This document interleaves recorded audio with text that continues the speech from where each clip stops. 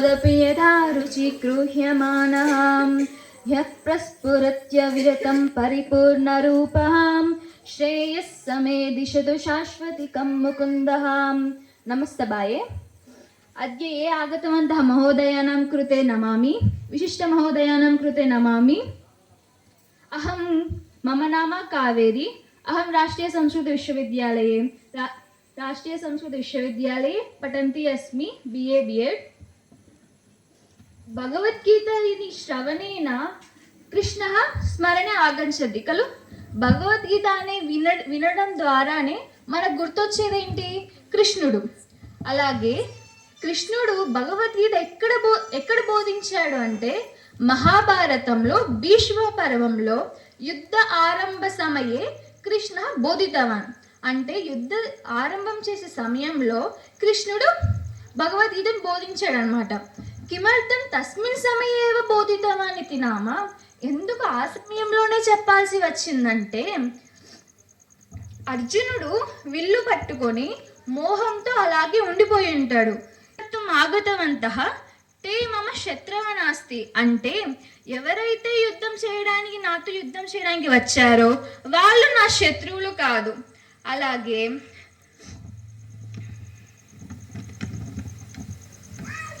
వాళ్ళు నా బాంధవులు, అంటే నా సోదరులు, నా తాతగారు, వీళ్ళందరూ నాతో యుద్ధం చేయడానికి వచ్చారు అని నేను ఇలా యుద్ధాన్ని చేయడానికి నేను అంగీకరించలేను అని చెప్తాడు. అప్పుడు కృష్ణుడు అంటాడు, చేసిన కర్మకి ఫలితాలని తప్పక అనుభవించాల్సిందే అని అర్జునుడికి మరియు సమాజానికి ఉపదేశం ఇస్తాడు. భగవద్గీత ఎంత సమయంలో చెప్పి ఉండవచ్చు? దేవుడి భాష సంస్కృతం. సామర్థ్యం సంస్కృతానికి ఉంది. ఉదాహరణగా సవర్ణ దీర్ఘ సంధి ఆ ఈ ఊరులకు అచ్చుకరమైనప్పుడు దీర్ఘం ఏకాదేశం అవుతుంది. అదే సంస్కృతం అలా సమయంలో త్వరగా ముగిస్తూ ఉంటుంది అన్నమాట భగవద్గీత. భగవద్గీత అసలు మనకి ఏం చెప్తుంది? వినడం, సమయస్ఫూర్తి, స్థానం, దంతః నకాహ. వినడం. మొదటి అధ్యాయం మొత్తం అర్జునుడు తన కష్టాలని, తన బాధని, తన ఆలోచనల్ని కృష్ణుడికి చెబుతున్నాడు. కృష్ణుడు కూడా వదిలేయకుండా తన ఆలోచనలన్నీ చెప్తూ వింటాడు. విన్న తర్వాత తన సమస్యలను పరిష్కారం చేయడానికి చూస్తాడు. ఆ తర్వాత సమయస్ఫూర్తి అనగా కృష్ణుడు భగవద్గీత చెప్పే ముందు ఓ పార్థ అంటాడు. ఆ మాటను ఎందుకు అంటాడంటే కుంతీదేవి పెళ్లి కాకముందు తన పేరు పుత్రుదేవి, అంటే ధైర్యశాలి, ఆమె ధైర్యంగా ఉంటుంది. అలాంటి తల్లికి కొడుకువైన నువ్వు ఎందుకు భయపడుతున్నావు అని కృష్ణుడు అంటనమాట. స్థానం దంతః నకాహ అంటే ఇప్పుడు మన లిమిట్స్లో మనం ఉండాలి. అంటే ఇప్పుడు పళ్ళు ఉన్నాయి, అది లోపల దాని ప్లేస్లో అది ఉంటేనే కదా బాగుంటుంది. అదే కొంచెం ముందరికి ఉంటే బాగోదు. నకాహ కూడా వాటి ప్లేస్లో ఉంటేనే బాగుంటుంది. అలానే కొంచెం ముందరికి వస్తే బాగోదు. అలా అన్నమాట. భగవద్గీత ద్వారా మనకి సుఖదుఃఖయోహో విజయ పరవిజయోహో సమానేమ స్వీకరోతు. సుఖదుఖంలో విజయం పరవిజయంలో మనం ఎప్పుడు కృంగిపోకుండా సమానంగానే తీసుకోవాలి. ధైర్యంగా ఉండి దాన్ని పరిష్కరించాలే కానీ కృంగిపోకూడదు. ఫలాలపైన ఆశ చూపించకుండా తన కర్తవ్యాన్ని తను చేసుకుంటూ ఉంటే దేవుడే మనకి ఫలితాన్ని ఇస్తాడు. ఇప్పుడు ఇదంతా భగవద్గీత అసలు ఇప్పుడు విన్నాము. తర్వాత మనం ఏం చేయాలి? మొదటిగా భగవద్గీతను చదవాలి. చదివిన తర్వాత అర్థగ్రహణం, అంటే ఆ భగవద్గీతని అక్కడ ఉన్న అంశాలని మొత్తం మనం గ్రహించాలి. గ్రహించిన తర్వాత ఏం చేయాలి? ఆచరించాలి. మనం ఆచరించిన తర్వాత ప్రచారం చేయాలి. మనం ప్రచారం చేస్తే ఎవరు వినరు. సో అందువలన మనం ముందుగా ఆచరించిన తర్వాత ప్రచారం చేయాలి. అర్జునుడు సమస్యలకు పరిష్కారం, మానవుల యొక్క జీవన మార్గదర్శకం అనేది భగవద్గీత. ధన్యవాదాः. इदम् అవకాశం దత్తవంతः బాణాల లక్ష్మీనారాయణ ఆచార్యానాం కృతే బహుభూరిష ధన్యవాదాः. పుర ప్రముఖులకందరికీ శుభ సాయంత్రం. భగవద్గీత గ్రంథం అది ఒక పుస్తకంలా కాకుండా మానవ జీవన విధానానికి ఆదర్శప్రాయమైనటువంటి గ్రంథం. ఈ గ్రంథాన్ని ఇందాక చిన్నారి కావేరి చెప్పినట్లు మనం చదివి అర్థం చేసుకొని దానిని మన జీవన శైలిలో ఉపయోగించుకోవాలని చెప్పి కోరుకుంటూ ఈ అవకాశం ఇచ్చినందుకు ధన్యవాదాలు తెలియజేస్తున్నాను.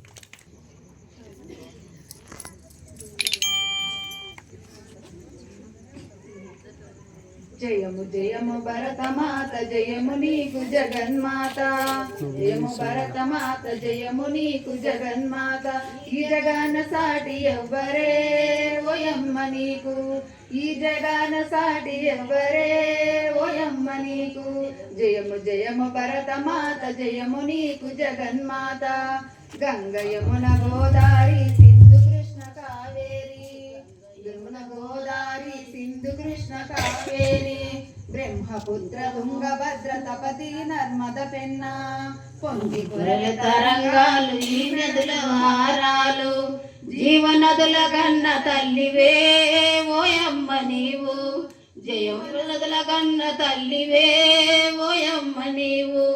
జయము జయము భరతమాత, జయము నీకు జగన్మాత. జయము జయము భరతమాత, జయము నీకు జగన్మాత.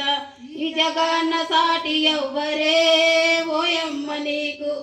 హిమ వింధ్య పర్వతాలు దేవతలకు నిలయాలు, హిమ వింధ్య పర్వతాలు దేవతలకు నిలయాలు.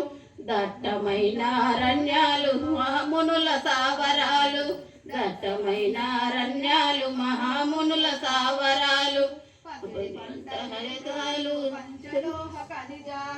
పసిడి పంచు గర్భవే ఓయమ్మ నీవు, ఎముగ నీవు రత్న గర్భవే ఓయమ్మ నీవు. జయము జయము భరతమాత, జయము నీకు జగన్మాత. జయము జయము భరతమాత, జయము నీకు జగన్మాత. ఈ జగాన సాటి ఎవ్వరే, జగాన సాటి ఎవ్వరే ఓయమ్మ నీవు. లోకమంత చీకటిలో తల్లడిల్లు కూతుండ్రు, లోకమంత దేనిలు పామరులై ఉన్నప్పుడు. లోకమంత చీకటిలో తల్లడిల్లు కూన్నప్పుడు, నాగరికత లేని నరులు పామరులై ఉన్నప్పుడు. వేదాలు వెలికి తెచ్చి జ్ఞాన భిక్ష పెట్టినావు. నిజముగ నీవు రత్న గర్భవే ఓయమ్మ నీవు, నిజముగ నువ్వు రత్న గర్భవే ఓయమ్మ నీవు. జయము జయము భరతమాత, జయము నీకు జగన్మాత. ఈ జయము భరతమాత, జయము నీకు జగన్మాత. ఈ జగాన సాటి ఎవ్వరే ఓయమ్మ నీవు, ఈ జగాన సాటి ఎవ్వరే ఓయమ్మ నీవు. జయము జయము భరతమాత, జయము నీకు జగన్మాత. జయము జయము భరతమాత, జయము నీకు జగన్మాత. జయ శుభకారిణి విజయ రూపిణి జనని శివకామిని.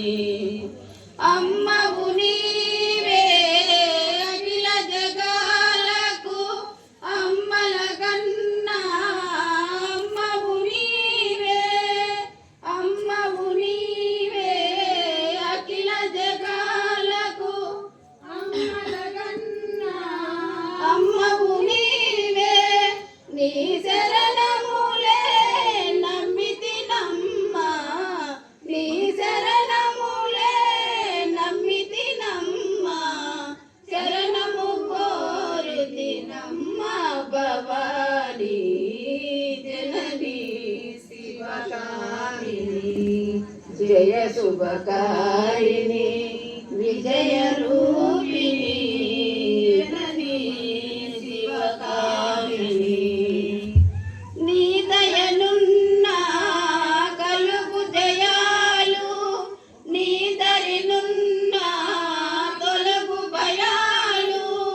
నీ దయనున్నా కలుగు భయాలు, నీ దయనున్నా తొలగు భయాలు. నిర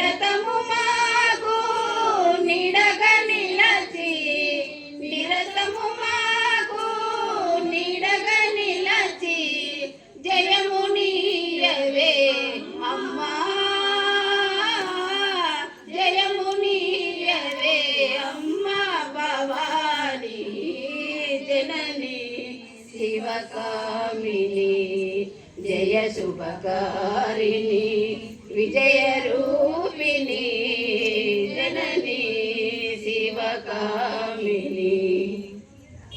గురువుగారికి నమస్కారం. చాలా చక్కగా పాడినారు. జై శ్రీరామని గట్టి నివారణ. జై శ్రీరామ్, జై శ్రీరామ్, హర హర మహాదేవ్,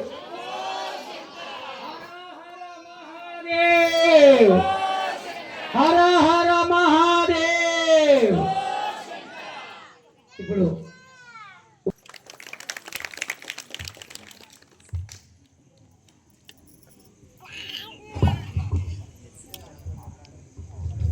హరే కృష్ణ. వసుదేవసుతం దేవం కంసచానూరమర్ధనం దేవకీ పరమానందం కృష్ణం వందే జగద్గురుం.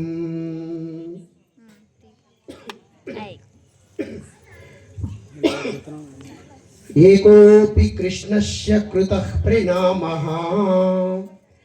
దశాశ్వమేధా వభృతేన తుల్యః దశాశ్వమేధీ పునరేతి జన్మ కృష్ణ ప్రణామీ న పునర్భవాయాః. వేదికను అలంకరించినటువంటి గురుతుల్యులైనటువంటి పెద్దలందరికీ కూడా పేరు పేరున హృదయపూర్వకమైనటువంటి నమస్కారములు.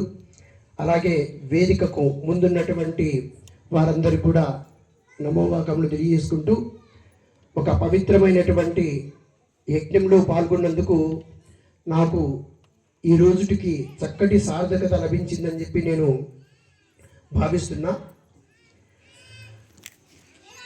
శ్రీకృష్ణ పరమాత్ముని ఒక్కసారి నమస్కరిస్తే చాలట, 10 అశ్వమేధ యాగాలు చేసినటువంటి వారికైనా మళ్ళీ మళ్ళీ జన్మ ఉంటుందట. కానీ శ్రీకృష్ణ పరమాత్ముని ఒక్కసారి నమస్కరించినటువంటి వారికి పునర్జన్మ ఉండదట.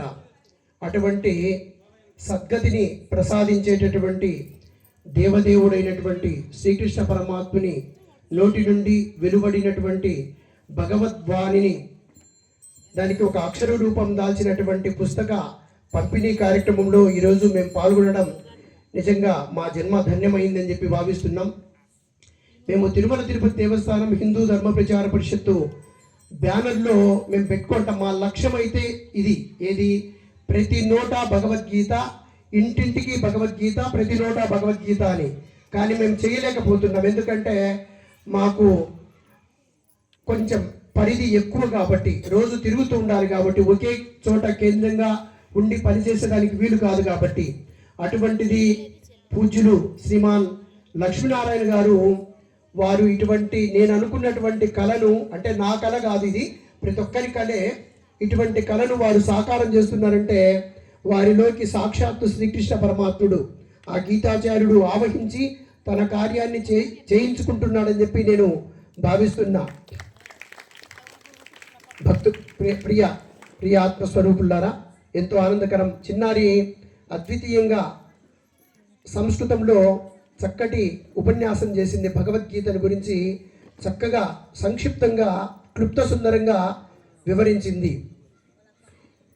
ఇప్పుడే చెప్తున్నారు పాప, మంచి విషయం చెప్పింది. ఒక మాట, ఒక చిన్న ఉపమానం. సవర్ణ దీర్ఘ సంధిని తెలుగులో చెప్పాలంటే ఎలాగుంటుంది, అదే అంత పెద్ద దీర్ఘం కలిగినటువంటి సంధిని సంస్కృతంలో చెప్పాలంటే ఎంత క్లుప్త సుందరంగా చెప్పొచ్చో చూడండి అని చెప్పి ఆమె ఎంతో చక్కగా హృదయంగా వివరించింది.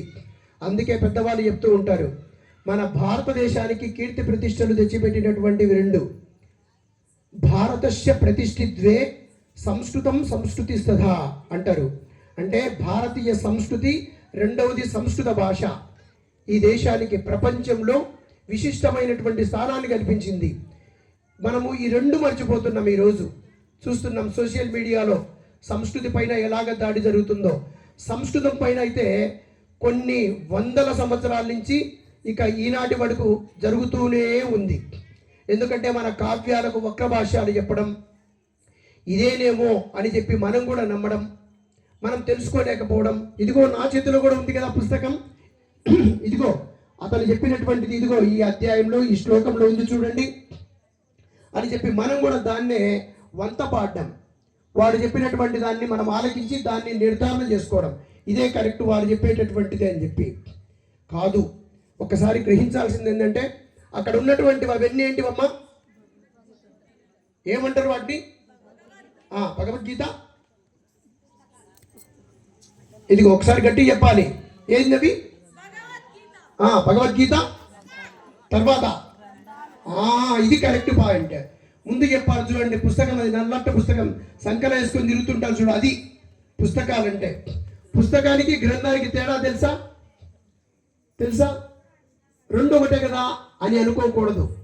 పుస్తకం అంటే ఎవరు తెరిచి చూసినా కానీ అది స్పష్టంగా కనిపిస్తుంది, ఇంకా దానికి రెండవ అర్థం ఏముండదు, సూటిగా అర్థమవుతుంది. గ్రంథం అంటే అట్లా కాదు. గ్రంథి అంటే సంస్కృతంలో ఏమని అర్థం తెలుసా? ముడి అని అర్థం. ఆ ముడిని విప్పేటటువంటి వాడే గురువు. ఆయన దగ్గరికి వెళ్ళాలి, ఆయన్ని ఆశ్రయించాలి, ఆయనకు శుశ్రూష చేయాలి. అలా చేస్తేనే విద్య వస్తుంది. ఎవరికంటే ఆ విద్య రాదు.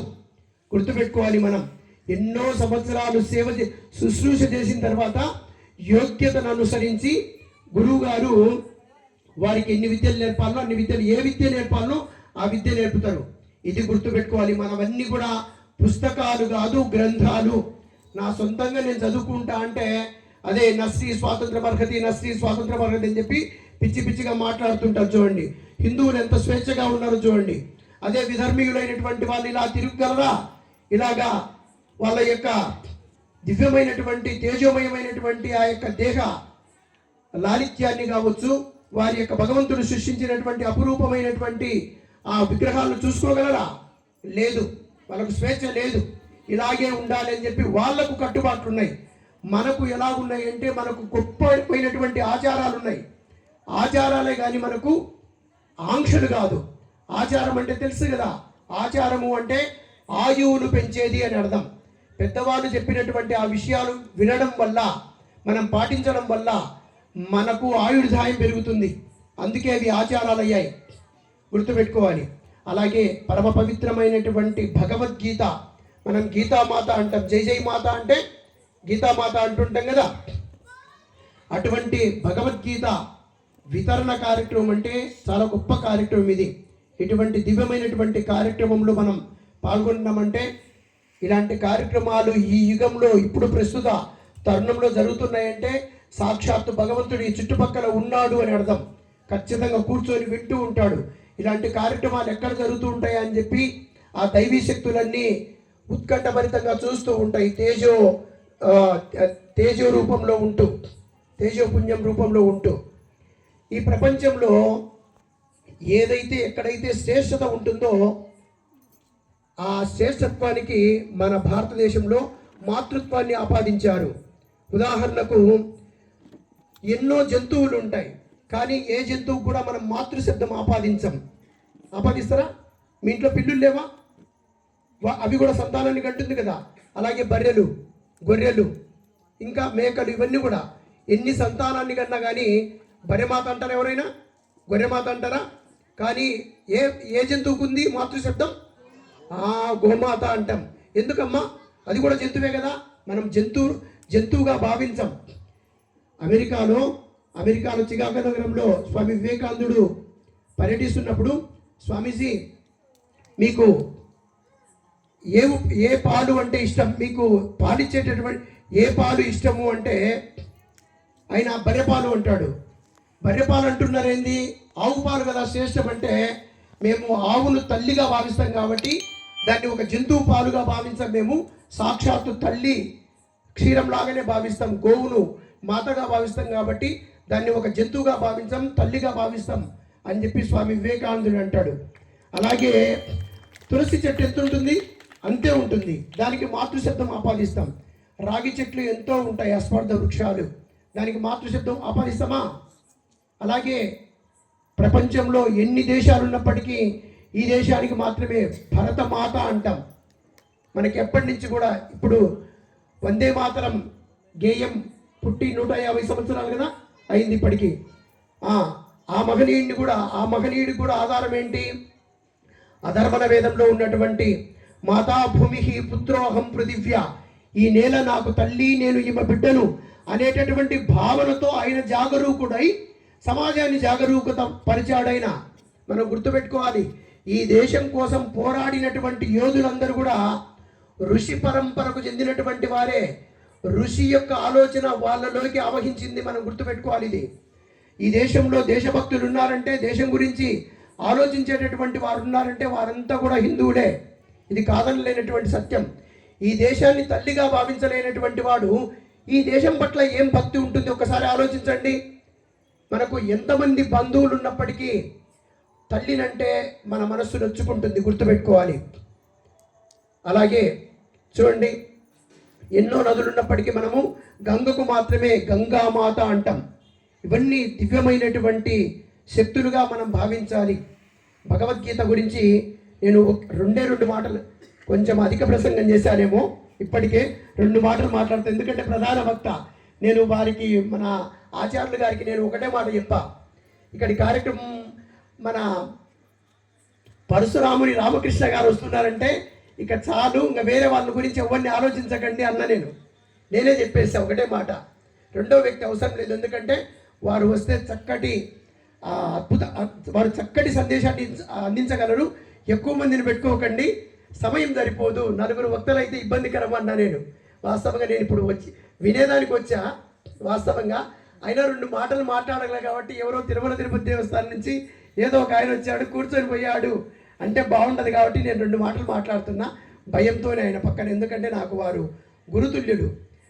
నేను కడప జిల్లాలో పోర్మామిల్లో నేను మా స్వగ్రామంలో లెక్చరర్గా పనిచేస్తున్నప్పుడు కూడా వారు సంఘంలో పెద్ద బాధ్యత కలిగి ఉన్నారు. వారు జిల్లా స్థాయి సమావేశాలకు వచ్చినప్పుడల్లా వారు నాకు ఎప్పుడు కలుస్తూ ఉంటా. నేను వారికి గుర్తుండకపోవచ్చు కానీ వారైతే నాకు ఎప్పటికి కూడా గుర్తు. 25 సంవత్సరాల క్రితం కూడా. అలాగే గీతలు ఎన్నో ఉన్నాయి, గుర్తుపెట్టుకోవాలి. భగవద్గీత ఒక్కటే కాదు, దాదాపు 30కి పైగా ఉన్నాయి. అవన్నీ చెప్పమంటే నేను చెప్పగలను. 30కి పైగా అష్టావక్ర గీత, శివగీత, గణేష గీత, 34 పైగా ఉన్నాయి గీతలు. కానీ వాటన్నిటికీ కూడా ఆ పేరుతో, ఉదాహరణకు అష్టావక్ర గీత, అష్టావక్రుడు చెప్పాడు కాబట్టి అష్టావక్ర గీత అయింది. శివుడు చెప్పాడు కాబట్టి శివగీత అయింది. వశిష్ఠుడు చెప్పాడు కాబట్టి వశిష్ఠ గీత అయింది. ఇలాగా వాళ్ళ పేరుతో గీత అని వెలువడింది, గుర్తుపెట్టుకోవాలి. గీత అంటే వారి నోటి నుంచి వెలువడినటువంటిది అని అర్థం. కానీ శ్రీకృష్ణ పరమాత్ముడి యొక్క ముఖ కమలం నుండి వెలువడినటువంటి ఆ వానికి కూడా కృష్ణగీత అని రావాలి కదా, అవునా కాదా? ఆలోచించండి. కానీ ఎందుకు రాలేదు అలాగా? ఎందుకు అలా? ఒకసారి ఆలోచించాలి. కృష్ణశ్చ స్వయం భగవాన్, ఆయన సాక్షాత్తు భగవంతుడే అయిన, నారాయణుడే అయిన, భూభారాన్ని తగ్గించేదానికి వచ్చినటువంటి ఒక దివ్య సమ్మోహన రూపం అది. అటువంటి పరమపురుషుడు ఉపదేశించినటువంటి భగవద్గీత ఎలాంటిదంటే మంత్ర, యంత్ర, తంత్ర, అలాగే ఓషధికి సంబంధించినటువంటి విద్యలన్నీ కూడా రహస్యాలే. అవన్నీ కూడా రహస్య విద్యలే, వేరే వాళ్ళకు చెప్పాలి అవన్నీ విద్యలు కూడా. కానీ ఆ రహస్యమైనటువంటి ఆ విద్యలు మానవుణ్ణి మరణాన్ని నుంచి తప్పించలేవు ఏవి కూడా. ఒకటి గుర్తుపెట్టుకోవాలి. కానీ శ్రీకృష్ణ పరమాత్ముడు ప్రబోధించినటువంటి ఏదైతే రాజవిద్య, రాజగుహ్య యోగం, భగవద్గీతలో ఇది ఒక అధ్యాయం, 9వ అధ్యాయం అనుకుంటా, 9వ అధ్యాయము. ఈ యొక్క రాజవిద్య, రాజగుహ్య యోగం అంటే భగవద్గీతలో అదొక అధ్యాయం. ఇవన్నీ కూడా ఉన్నాయి. ఇది మాత్రమే మరణం నుంచి విముక్తిని కలిగించడంతో పాటు అమృతత్వాన్ని కూడా ప్రసాదిస్తుంది. ప్రపంచంలో ఏ విద్యకు లేదు ఇంతటి గొప్ప శక్తి. మనం గుర్తుపెట్టుకోవాలి. భగవద్గీతను చదవడం వల్ల ఏం కలుగుతుంది? మనకు మృత్యు భయం తొలగుతుంది. ఏం తొలగుతుంది? ఉందా లేదా మనందరికీ మృత్యు భయం? ఉందా లేదమ్మా? ప్రతి ఒక్కరికి ఉంటుంది. ఈ ప్రపంచంలో మృత్యు భయం లేనటువంటి వారు ఎవరుండరు. మీకు ఎవరికి లేనట్లుంది, అందుకే మీరు మౌనంగా ఉన్నారు. ఏముంది? ఎందుకంటే మీరు భాగవతాన్ని బాగా వంట పట్టించుకున్నట్లున్నారు. ఎందుకంటే యౌవరి చరితంబు హృదయంబు జేరంగా భయముంది మృత్యువు పరువు పెట్టు అన్నాడు. కాబట్టి పోతనామాత్యుడు ఎవరి చరిత్ర హృదయంలో పడితే వాళ్లకు మృత్యు భయం తొలగిపోతుంది. కాబట్టి అటువంటి భాగవతాన్ని మీరు సంపూర్ణంగా విన్నటువంటి వారై ఉన్నారు. అందుకే మీకు మృత్యు భయం లేనట్లుంది. ఈ సృష్టిలో ప్రతి జీవికి మృత్యు భయం ఉంటుంది. అటువంటి మృత్యు భయాన్ని తొలగించేటటువంటిది ఏదైనా ఉందా అంటే భగవద్గీత. భగవద్గీతను పూర్తిగా క్షుణ్ణంగా అధ్యయనం చేసుకున్న తర్వాత, వంట పట్టించుకున్న తర్వాత ఏమనే భావన కలుగుతుందో తెలుసా? ఈ జన్మకు సార్థకత చేకూరింది. ఇక నేను ఎప్పుడు చనిపోయినా పర్వాలేదు, ఎప్పుడు దేహత్యాగాన్ని చేసినా పర్వాలేదు అనేటటువంటి భావన కలిగిస్తుంది. గుర్తుపెట్టుకోండి. కాబట్టి మీ చేతిలోకి రాబోయేటటువంటి ఆ యొక్క అద్భుతమైనటువంటి గ్రంథం, ఇన్ని ప్రయోజనాలు కలిగించేటటువంటి గ్రంథం అది రాజవిద్య, శాశ్వతమైనటువంటి మోక్ష లక్ష్మిని ప్రసాదించేటటువంటిది అది. కాబట్టి మీరందరూ కూడా ఆ గ్రంథానికి బొట్టు పెట్టి అభిషేకం చేసి పూజలు చేయడం వల్ల కాదు ప్రయోజనం. రోజుకు కనీసం ఒక్క పేజీ అయినా, కనీసం ఒక్క శ్లోకమైనా, సాక్షాత్తు ఆదిశంకరులే చెప్పారు, భగవద్గీత కించిదతీత గంగా జలలవ కనికాపీత సకృదపియేన మురారి సమార్చ క్రియతే తస్య యమేన చర్చ భజ గోవిందం భజ గోవిందం గోవిందం భజ మూఢమతే సంప్రాప్తే సన్నిహితే కాలే నహి నహి రక్షతి డుక్రుం కరణే. మనం నేర్చుకుంటున్నటువంటి ఈ విద్యలన్నీ కూడా ఇవన్నీ బుద్భుతప్రాయం, నీటిపైన గాలి బుడగల్లాగా. ఎంత చదువులు చదువుకున్నా కానీ ఈరోజు కర్నూలులో అద్భుతమైనటువంటి భాగవత సప్తాహ కార్యక్రమం సాక్షాత్తు వేదమూర్తులైనటువంటి వద్దిపర్తి పద్మాకర్ గారిచే ప్రారంభం జరుగుతుంది. ఈరోజు సప్తాహంలో ఈరోజు మొదటి రోజు. మహత్తరమైనటువంటి కార్యక్రమాన్ని కోల్పోయి వచ్చామే అనే బాధపడుతూ, ఇది కూడా మహత్తరమైనటువంటి కార్యక్రమమే కదా అని చెప్పి మేము ఆనందపడుతూ వచ్చాం. దారిమ్మడి అనుకుంటూ వచ్చాం, నేను మాన్యుడు రామకృష్ణ మాస్టర్ గారు. ఎందుకంటే ఇద్దరు భార్యాభర్తలు, ఇద్దరు డాక్టర్లు, పెద్ద పేరెన్నిక కన్నటువంటి డాక్టర్లు. వాళ్ళకు ఒకే పుత్రుడట. ఆయన అకాల మరణం చెందాడు. ఆ పిల్లోడికి, ఆ బాబుకి సద్గతులు ప్రాప్తింపజేసేదానికి భాగవతాన్ని చెప్పిస్తున్నారట. చూడండి, ఏ అంతస్తులు మన వెంట రావు. ఏ సాఫ్ట్వేర్ ఇంజనీర్లు అయినా కానీ, లేకపోతే సంవత్సరానికి 1 కోటి 2 కోట్లు 3 కోట్లు ఎంత ప్యాకేజ్ ఉన్నా కానీ మనమంతా కూడా వెళ్ళాల్సింది ఎక్కడికి? కాటికే. లక్షాధికారైన లవణమన్నమే కాని మెరుగు బంగారంబు మృంగబోడు విత్తమార్జన చేసి విర్రవీగుటే కాని కూడబెట్టిన సొమ్ము కుడువబోడు. గుర్తుపెట్టుకోవాలి. కాబట్టి మనమంతా ఆ యొక్క మృత్యు భయాన్ని తొలగించేటటువంటి, అమృతత్వాన్ని ప్రసాదించేటటువంటి గీతామాతకు నమస్కారం చేస్తూ ఈ మహదవకాశాన్ని కల్పించినటువంటి శ్రీమాన్ లక్ష్మీనారాయణ ఆచార్యులు గారికి హృదయపూర్వకమైనటువంటి ధన్యవాదాలు తెలియజేసుకుంటున్నా.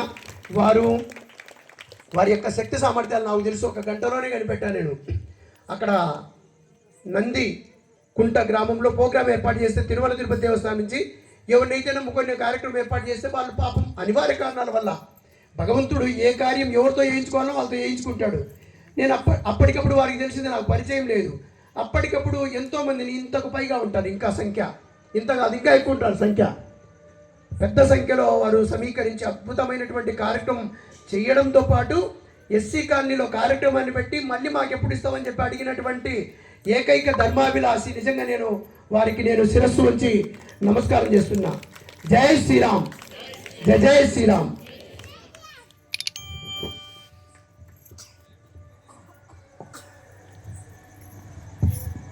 సార్ చెప్పినటువంటి విషయంలో కాదు కానీ నందిగుంట యొక్క గ్రామ ప్రజల యొక్క సహకారంతోనే ఆ కార్యక్రమం అంతా కూడా విజయవంతమైంది. ఒకరితో ఎప్పుడు కూడా ఒక కార్యం పూర్తి కాదు. సరే, అదేవిధంగా మనకు అతిథిగా వచ్చినటువంటి ప్రభుత్వ కళాశాల అధ్యాపకులు శ్రీ మార్కండేయాచార్యులు సంక్షిప్తంగా వారు ప్రసంగిస్తారు.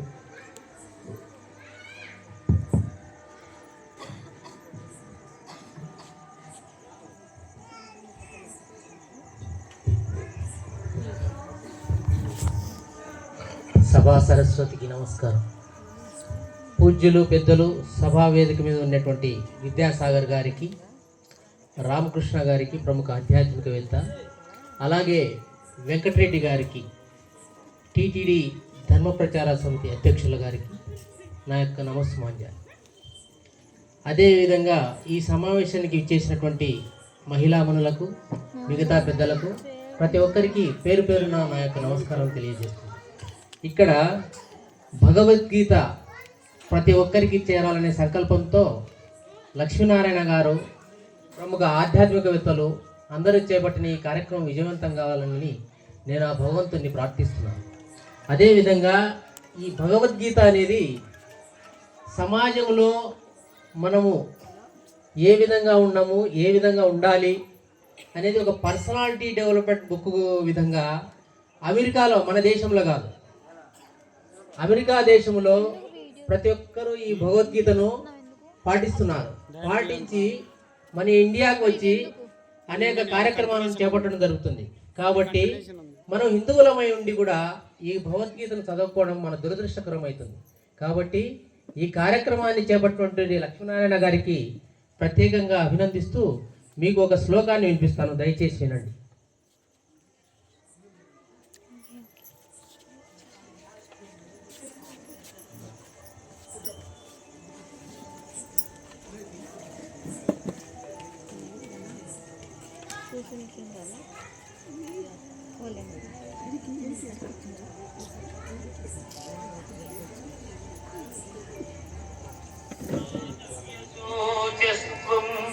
ప్రజ్ఞావాదంశ్చ భాషసే గతాసూన గతాసూశ్చ నానుశోచంతి పండితాః నానుశోచంతి పండితాః. దుఃఖింపతగని వారిని గురించి దుఃఖించుట అనుచితం. ఆత్మానాత్మ వివేకులు అనిత్యములైన శరీరములను గురించి గాని, నిత్యములు శాశ్వతములు అయిన ఆత్మలను గురించి గాని దుఃఖింపరు.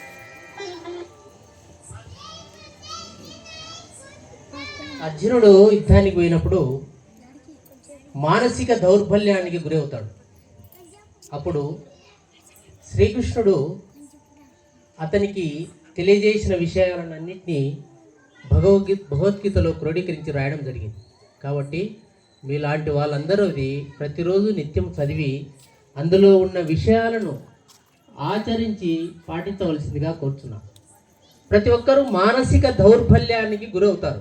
ఆ మానసిక దౌర్బల్యం అంటే, ఒక ఇంటి ఆవిడ, ఈమె పుల్లమ్మ ఉంది అనుకో, ఎదురింటి పుల్లమ్మ గురించి ఇద్దరు ముచ్చట్లు పెట్టుకొని, అమ్మ అక్క నువ్వు ఎంత అదృష్టవంతురాలివే, నీకు ఒంటి నిండా కళ్యాణ్ జ్యువెలర్స్ ఉంది, నాకు చూడు చిన్నప్పటి నుంచి మా నాయన ఏం చంపాయలే, కనీసం మా మామూలు ఇంటికి వస్తే అత్తగారింట్లో కూడా ఏం లేదనేది మానసిక దౌర్బల్యానికి గురవుతారు. అటువంటి వాళ్ళు ఏ విధమైన అదృష్టవంతులో నేను ఒక చిన్న 2-3 ఒక ఉదాహరణలు చెప్తాను, వినండి. మనం ఎంత అదృష్టవంతులమో తెలుసుకుంటే సగం మానసిక అనారోగ్యాలు అనేవి దూరం అవుతాయి. అదేంటంటే, ఈరోజు పొద్దున్నే నువ్వు ఆరోగ్యంగా నిద్ర లేచావంటే ఈ దేశంలో నిన్న రాత్రి అనారోగ్యం వచ్చిన 10 లక్షల మంది కన్నా నీవు అదృష్టవంతురాలు అన్నమాట. అంటే ఈరోజు నువ్వు ఆరోగ్యంగా నిద్ర లేస్తే నిన్న వచ్చిన అనారోగ్యం పాలైన 10 లక్షల మంది కంటే నువ్వు ఎంత అదృష్టవంతురాలు గుర్తుంచుకోండి. నెక్స్ట్, యుద్ధంలో రక్తపాతాన్ని కానీ, జైల్లో ఒంటరితనాన్ని కానీ, కరువులో శరణార్థ శిబిరాన్ని కానీ చూడటం లేదంటే ప్రపంచంలో 200 కోట్ల మంది అనాథాల కంటే నువ్వు అదృష్టవంతురాలు. యుద్ధంలో రక్తపాతాన్ని చూడడం కానీ, జైల్లో ఒంటరితనాన్ని కానీ, కరువులో శరణార్థ శిబిరాన్ని కానీ చూడలేదంటే ప్రపంచంలోని 200 కోట్ల మంది అనాథల కంటే నువ్వు అదృష్టవంతురాలు. అదేవిధంగా నువ్వు ఈరోజు ఏ భయము లేకుండా, ఏ ఆయుధము లేకుండా బయట తిరగగలిగావంటే 300 కోట్ల మంది కంటే నువ్వు అదృష్టవంతురాలు. కడుపు నిండా తిని కంటి నిండా నిద్రపోతున్నావు అంటే ప్రపంచంలో 75% మంది కంటే మీరు అదృష్టవంతులు. కాబట్టి మనం ఎక్కువ కృంగిపోకూడదు. మన దురదృష్టవంతులమే, మనకి ఏం లేదే, ఈ విధమైన మానసిక దౌర్బల్యానికి దయచేసి గురి కావద్దండి. ఇలాంటి పుస్తకాలు చదివి మీరు మానసికంగా ధైర్యంగా ఎదగగలుగుతారని లక్ష్మీనారాయణ గారి ఈ అవకాశం ఇచ్చినందుకు వారికి పెద్దలకు పేరు పేరున నమస్కరిస్తూ ఈ అవకాశం ఇచ్చినటువంటి పెద్దలకు నమస్కరిస్తూ ముగిస్తున్నాను. Thank you. ధన్యవాదాలు సార్. క్లుప్తంగా చాలా చక్కగా వివరించారు. ఒకసారి మార్కెట్ ఆచార్యులు కాశీ ప్రయాణం చేయాలనేటువంటి ఒక లక్ష్యం మీద ఫోన్ చేసినాడు నాకు.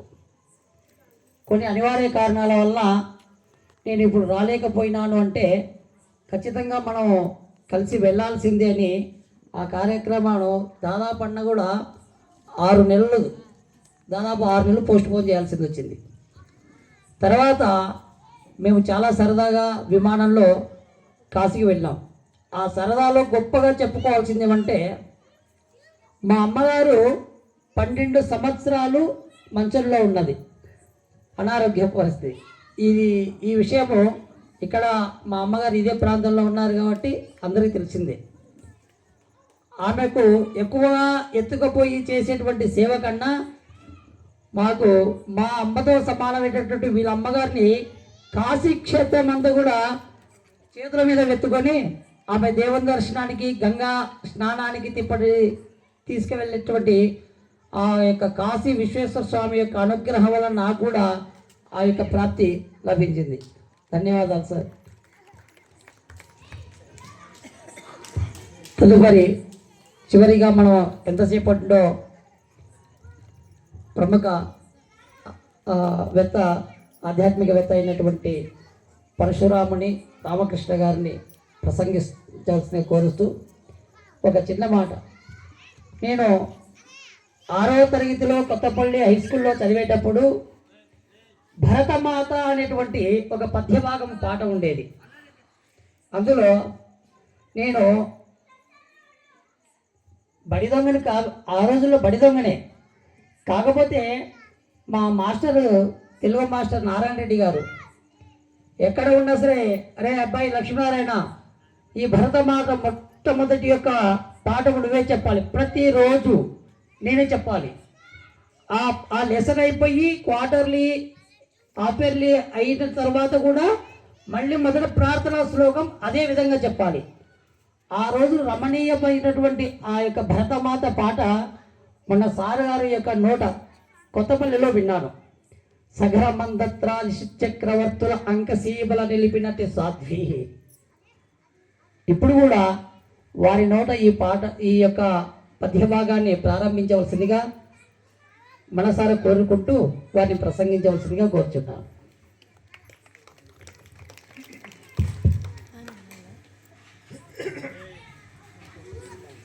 ఏ ప్రార్థన చేయాలని ఆలోచిస్తుంటే నాకు సులభంగా భరతమాత ప్రార్థన చేయమని మన గురువు గారు చెప్పారు. వేదికను అలంకరించిన పెద్దలకందరికీ నమస్కరిస్తూ, ఎదురు కూర్చున్న మాతృశక్తికి ప్రణామాలు చేస్తూ, ఊరి పెద్దలకు, గ్రామ పెద్దలకు అందరికి నమస్కారం చేస్తూ, సగర మాంధాత్రాది షట్చక్రవర్తుల అంకసీమల నిల్పినట్టి సాధ్వి, కమలనాభుని వేణుగాన సుధాంబుది మునిగి తేలిన పరిపూత దేహ, కాళిదాసాది సత్కవి కుమారులగాంచి కీర్తినందిన పెద్ద గేస్తురాలు, బుద్ధాది ముని జనంబుల తపంబున మోద బాష్పముల్ విడిచిన భక్తురాలు, సింధు గంగా నదీ జల క్షీరమెప్పుడు కురిసి, సింధు గంగా నదీ జల క్షీరమెప్పుడు కురిసి, బిడ్డల పోషించుకొనుచున్న పచ్చి బాలెంతరాలు మా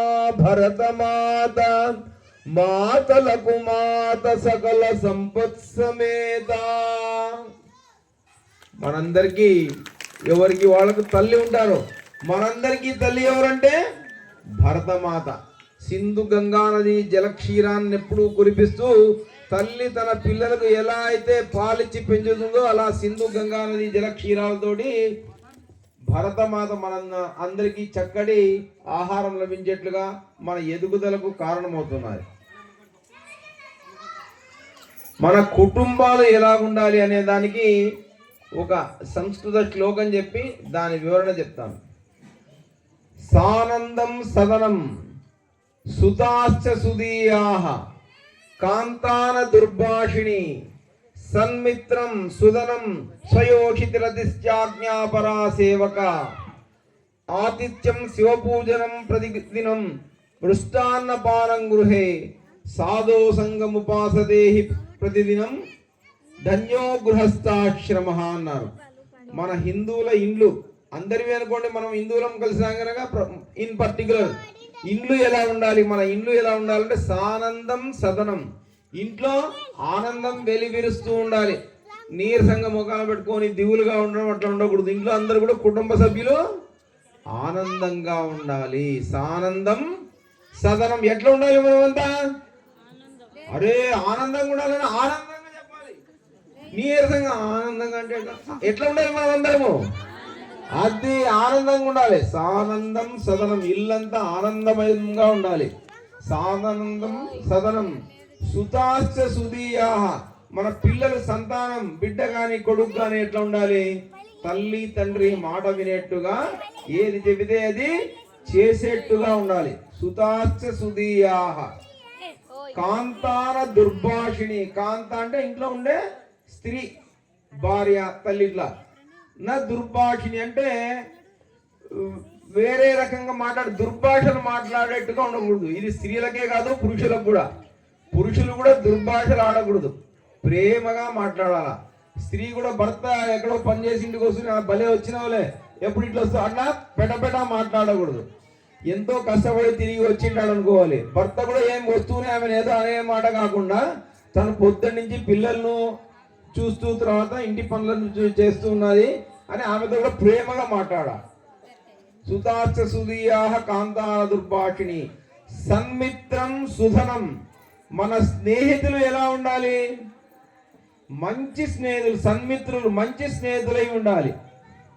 అంతేగాని మనకు ఇబ్బంది పరిచే వ్యక్తులతో స్నేహం మనము చేయకూడదు. సుధనం, ధనం ఎట్లా ఉండాలి? స్వచ్ఛమైన ధనం ఉండాలి. ధనం అంటే ఏ దేవత చెప్పాలా? అరే లక్ష్ములు చెప్పాలి. లక్ష్మీ దేవత. లక్ష్మీదేవి ఎక్కడి నుంచి పుట్టింది? పాల సముద్రంలో పుట్టింది. పాలు స్వచ్ఛంగా తెల్లగా ఉంటాయి కనుక మన ఇంటికి వచ్చే లక్ష్మి, మన ఇంటికి వచ్చే డబ్బు కూడా అట్లా స్వచ్ఛంగా ఉండాలి. ఎవరినో మోసం చేసిందో, ఎవరి మీద నెత్తి మీదనో టోపీ పెట్టిందో అట్లా కాకుండా కష్టపడి సంపాదించినటువంటి స్వచ్ఛమైన డబ్బు మన ఇంటికి రావాలి. సన్మిత్రం సుధనం స్వయోషితిరతిశ్చ. పెద్దవాళ్ళు అర్థం చేసుకుంటారు, ఇది భార్యాభర్తలే కాపురం చేయాలి. వేరే వాళ్ళ జోలికి భార్య పోకూడదు, భర్త పోకూడదు ఈ కాపురం అనే విషయంలో. ఇంకా ఇంతకంటే ఎక్కువ వివరణ చెప్పను. ఆజ్ఞాపరా సేవక, సేవకులు ఎట్లుండాలి? మన ఇంట్లో పని చేసేవాళ్ళు, రే అది తీసుకోండి, ఆ భలే చెప్పిన వాళ్ళు జీతం ఇవ్వవు కానీ నువ్వు అది పోయి ఇది పోయి అట్లా ఉండకూడదు. మన మాట వాళ్ళు ఖచ్చితంగా బాగా, అంటే మనం వాళ్ళని బాగా చూస్తే వాళ్ళు మనల్ని చెప్పిన పనులు బాగా చేస్తారు. ఆజ్ఞాపరా సేవక ఆతిథ్యం శివపూజనం ప్రతిదినం. ఇంట్లో ఆతిథ్యం, మన ఇంటికి అతిథులు రావాలి, అతిథులు రావాలని కోరుకోవాలి. మనం ఏమైనా తింటుంటే ఎవడన్నా వస్తే వాకిలు వేసుకొని తెచ్చుకుని మిరపకాయ బజ్జీ టకటక తినేసి అప్పుడు వాకిలు తీయడం కాదు. అతిథి వస్తే 4 బజ్జీలు అతనికి పెట్టి, మనం తినే ఆహారం అతనికి పెట్టి మనం భుజించాలి. కనుక రోజు మన ఇంటికి అతిథులు రావాలని ఆ భగవంతుడిని కోరుకోవాలి. ఇంట్లో ఏం జరగాలి? శివ పూజ జరగాలి. రోజు ఎవరి దేవుళ్ళను వాళ్ళు పూజించుకోవచ్చు. ఇక్కడ ఇంతమంది దేవుళ్ళు ఉన్నారు, వాళ్ళంతా మనము పూజించుకోవచ్చు. శివ పూజం ప్రతిదినం మృష్టాన్న పానం గృహే. ఇంట్లో ఎట్లా ఉండాలి? మృష్టాన్నం తయారు చేసుకోవాలి. ఉన్నంతలో శుభ్రం అనేది మంచి ఆహారం చేసుకోవాలి. అంతేగాని మొబైల్ తీసుకొని టకటక టకటక జొమాటో కొట్టేసేసి ఈ నంజాల ఈ ఆత్మకూరులో ఏది హోటల్ ఉంది మంచిగా? జొమాటో సర్వీస్ ఉందా అండి ఇక్కడ? లేదు. అదృష్టవంతులు వీడైతే అందరూ మా అమ్మలు అక్కలు చేసిన ఆహారమే తింటున్నారు కనుక ఆరోగ్యంగా ఉన్నారు. అట్లా కాకుండా ఫోన్లో చెప్తే దోశ వచ్చేస్తుంది, ఇంటికి బిర్యానీ వచ్చేస్తుంది. అట్లా కాకుండా మన అమ్మలు మన అక్కలు చేసిన ఆహారాన్నే మనము భుజించాలి. రోజు శివ పూజ జరగాలి. సాధో సంగముపాసదేహి సతతం ధన్యో గృహస్థాశ్రమ అన్నారు. మంచి వాళ్ళతో మన స్నేహం ఉండాలి. అంతేగాని ఒకని కొడదాము, ఒకని తందాము, ఒక చెడ్డ పని చేద్దాము, వాడి భూమి ఆక్రమిద్దాము, గుళ్ళో సొమ్ము కొట్టేద్దాము, ఇట్లా చెడ్డ ఆలోచనలతో ఉన్న వాళ్ళతో స్నేహం ఉండకూడదు. సాధువులతోటి మంచి వాళ్ళతోటే మన స్నేహం ఉండాలి. ఇట్లా ఉన్న గృహస్థు కానీ ఆ గృహం కానీ ధన్యత్వాన్ని చెందుతుంది అని. కనుక మనం ఈ శ్లోకంలో మనకి ఏదైతే చెప్పారో సానందం సుధనం సుధాశ్చ సూర్యా అలా చెప్పారో ఆ పద్ధతిలో మన కుటుంబాలనంతా మనం ఉంచుకోవాలి. అట్లా ఉంచుకుందామా? కుటుంబాలు కూడా బాగా ఉండాలి అంటే ఒక 6 విషయాలు చెప్పినారు. 6 భాలు. భజన్ భోజన్. ఇంట్లో కుటుంబ సభ్యులంతా కలిసి ఏం చేయాలి? భజన చేయాలి. రెండవదేమి చెప్పాలి? భోజనం చేయాలి. భోజనం చేయడంలో ఏం గొప్ప విషయం ఉంది అనుకుంటే మనం అందరం కలిసి భోజనం చేస్తే దాని మహత్తు వేరే. ఎవరంతకు వాళ్ళు తండ్రి పెట్టుకొని తినడం, తల్లి పెట్టుకొని తినడం, పిల్లవాడు ఇట్లా తినడం అట్లా కాకుండా కనీసం ఒక పూటన్నా కుటుంబ సభ్యులం అందరం కలిసి భోజనం చేయాలి. దానివల్ల ప్రయోజనం ఏమంటే ఏం ఉంది ఏం లేదు తెలుస్తుంది. మన పాప కాలేజీకి పోయి వస్తున్నది, ఇంట్లో అన్నం సరిగా తింటున్నదా, బయట ఏదైనా ఆలోచనలతో ఉందా, ఆమెను ఎవరైనా బయట అల్లరి పట్టిస్తున్నారా, తల్లికి తండ్రికి ఇంట్లో వాళ్ళకి తెలుసు. ఏమే రోజు బెండకాయ బాగా తింటుంటే ఈరోజు ఏం తినటం లేదు అంటే ఆ అమ్మాయి అప్పుడు చెప్తుంది, అమ్మ నాకు ఈ సమస్య ఉంది అని. అంటే వెంటనే దాన్ని సార్ట్అవుట్ చేయొచ్చు. నీ అంతకు నువ్వు పాపంతకు పాప తింటే ఎట్లా తెలుస్తుంది? కనుక అందరము కలిసి భోజనం చేసి భగవన్నామ స్మరణ చెప్పుకొని చేస్తే దాని కథే వేరుంటుంది. కనుక మనమందరం అట్లా ఈ విషయాన్ని మన కుటుంబాల్లో ఉండేట్టు చేసుకుందాం. భజన్ భోజన్. తర్వాత భాష భూష. భాష అంటే మనం మాట్లాడే భాష ఎలా ఉండాలి? సంస్కారయుక్తంగా ఉండాలి. అపశబ్దాలు, తప్పుడు మాటలు, బూతు మాటలు మన నోటి నుంచి రాకూడదు. వస్తే ఏమైతుంది? మన పిల్లలు నేర్చుకుంటారు. అది శ్రీరామచంద్రుడి తండ్రి గారి పేరేమి? దశరథ మహారాజు. దశరథ మహారాజు ఆ బాలరాముని గుణగణాలు చూసి తను ఏదన్నా పొరపాటులో మాట్లాడతానేమో అనేసేసి చాలా జాగ్రత్తగా ఉండేవాడు. దశరథ మహారాజు చాలా గొప్ప వ్యక్తి. అతను కూడా పిల్లల దగ్గర ఎట్లా మాట్లాడాలంటే చాలా మంచిగా మాట్లాడాలి, లేకపోతే పిల్లలకు చెడు మాటలు అలవాటు అవుతాయి అన్నట్టుగా వారు చాలా జాగ్రత్తగా మాట్లాడేవారు.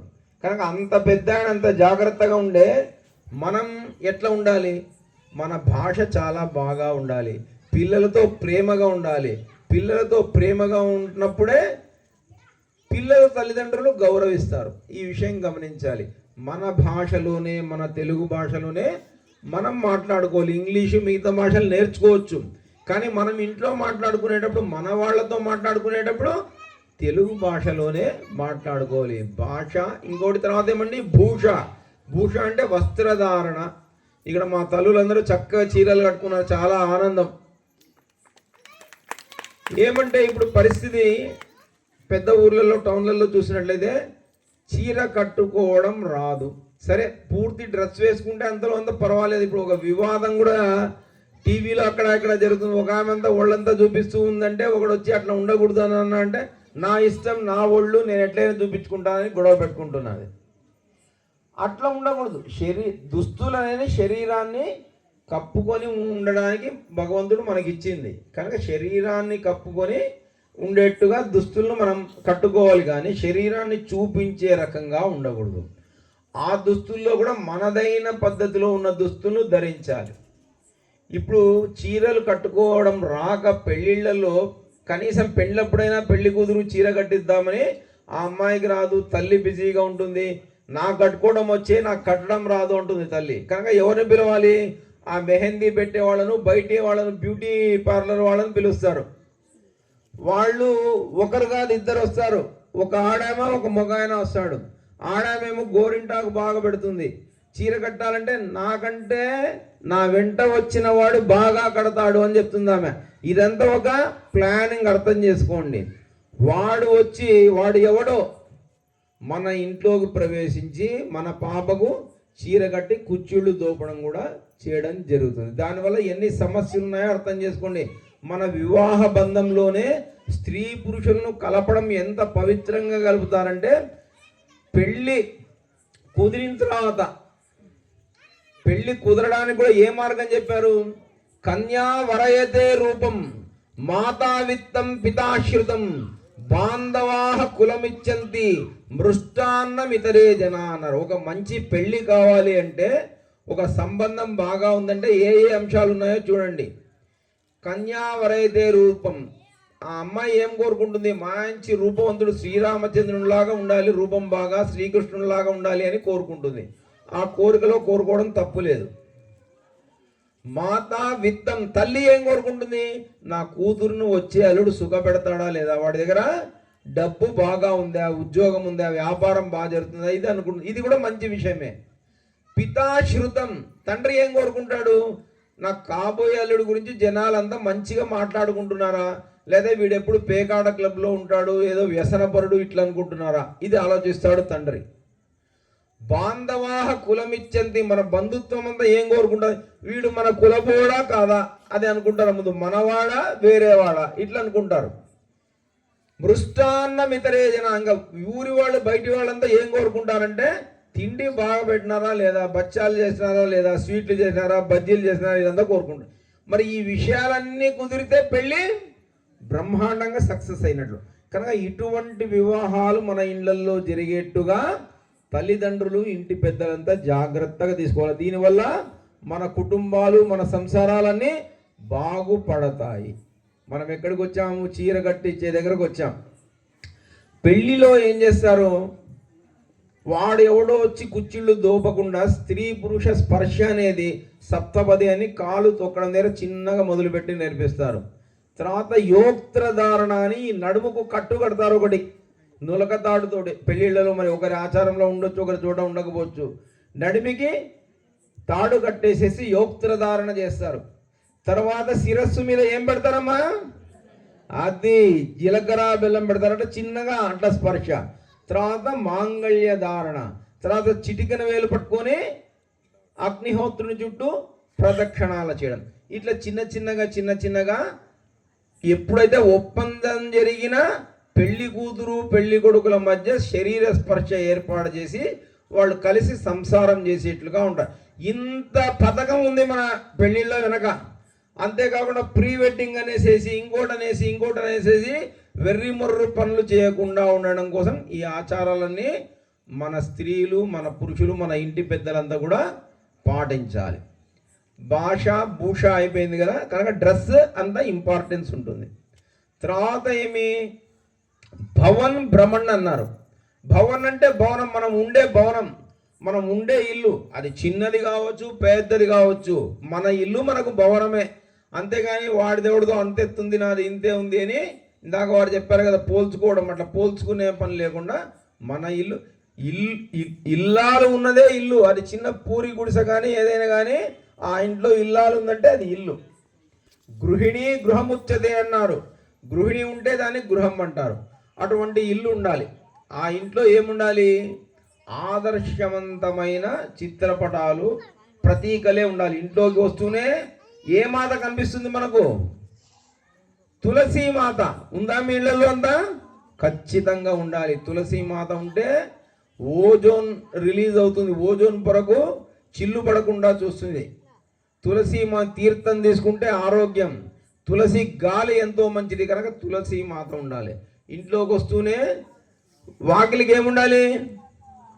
మామిడి తోరణం ఉండాలి. మామిడి తోరణం తెంపిన తర్వాత కూడా చాలా సమయం వరకు ఆక్సిజన్ రిలీజ్ చేస్తుంది. శుభకార్యాల పట్ల ఖచ్చితంగా మనం మామిడి తోరణం ధరింపజేయాలి. కడపమానికి ఏముండాలి? నా తల్లులందరూ చక్కగా కడపమానుకు పసుపు రాస్తుంటారు. ఎందుకంటే క్రిములు గిములు ఇంటిలోకి ప్రవేశించకుండా అక్కడనే నిరోధింపబడతాయి. ఇంట్లోకి వచ్చిన తర్వాత చిత్రపటాలు ఎలా ఉండాలి?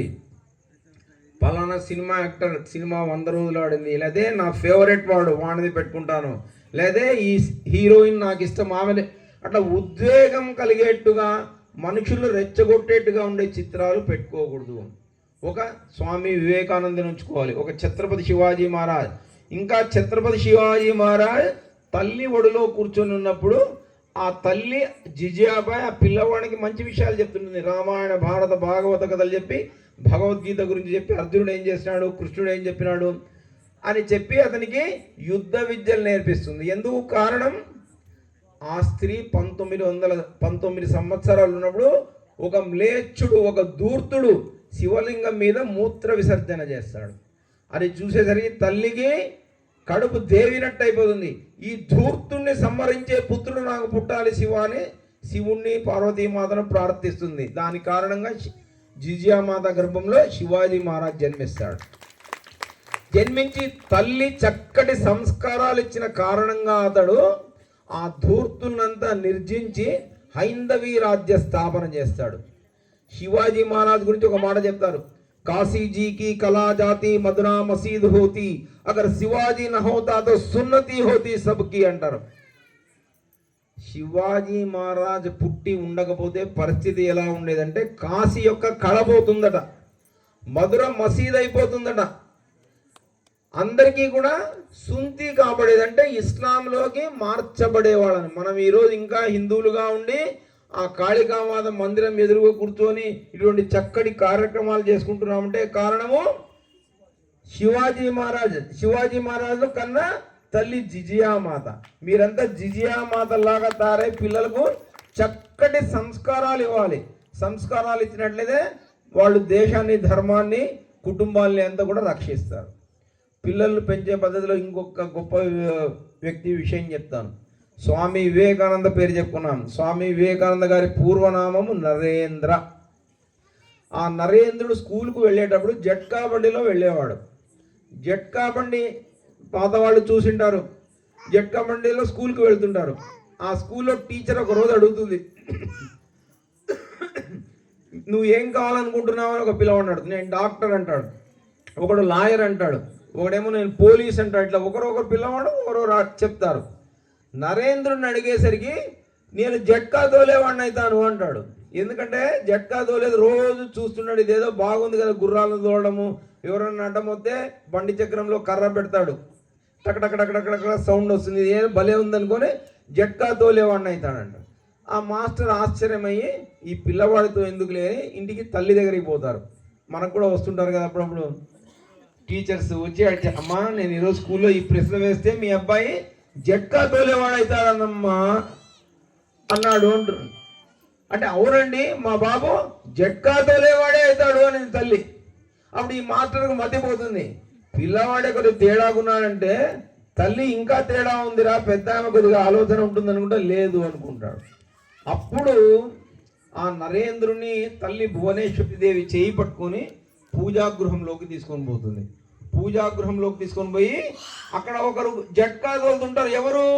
శ్రీకృష్ణ పరమాత్ముడు భగవద్గీత బోధించే సమయంలో భారత రథసారథి కదా అతను, అర్జునుడికి రథసారథి. ఆ చిత్రం చూపించి నాయన నువ్వు ఇలా జట్కా తోలేవాడివి కావాలి, కృష్ణం వందే, గట్టిగా చెప్పాలి, కృష్ణం వందే, కృష్ణం వందే.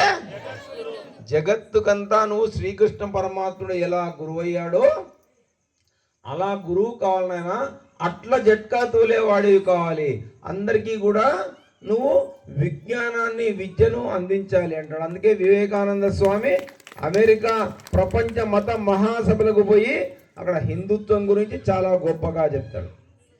పార్థాయ ప్రతిబోధితాం భగవతాం నారాయణేన స్వయం వ్యాసేన గ్రథితా పురాణమునినా మధ్యే మహాభారతం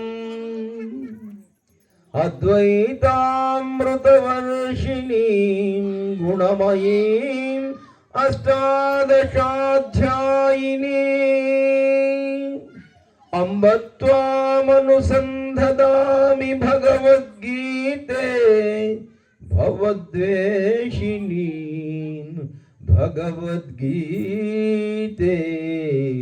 భవద్వేషిణీ మని గీతా బోధన ఇందాక మన చిన్నక్కయ్య చెప్పినట్లు యుద్ధ రంగంలో అర్జునుడికి బోధిస్తాడు. ఆ గీత బోధ యొక్క గ్రంథాన్ని భగవద్గీతను ఈరోజు మన అందరికీ ఇంటింటికి గీత అనే విషయాన్ని ప్రచారం చేయాలనే ఉద్దేశంతో ఈ కార్యక్రమాన్ని నిర్వహించుకున్నాను.